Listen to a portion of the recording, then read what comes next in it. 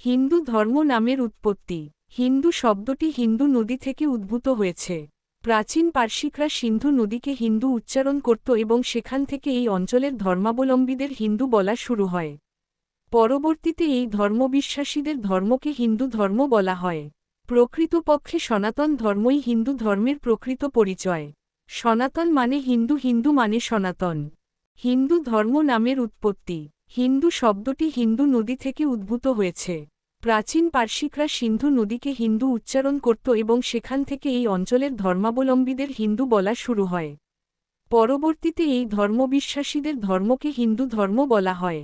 প্রকৃতপক্ষে সনাতন ধর্মই হিন্দু ধর্মের প্রকৃত পরিচয়। সনাতন মানে হিন্দু, হিন্দু মানে সনাতন। হিন্দু ধর্ম নামের উৎপত্তি। হিন্দু শব্দটি হিন্দু নদী থেকে উদ্ভূত হয়েছে। প্রাচীন পার্সিকরা সিন্ধু নদীকে হিন্দু উচ্চারণ করত এবং সেখান থেকে এই অঞ্চলের ধর্মাবলম্বীদের হিন্দু বলা শুরু হয়। পরবর্তীতে এই ধর্মবিশ্বাসীদের ধর্মকে হিন্দু ধর্ম বলা হয়।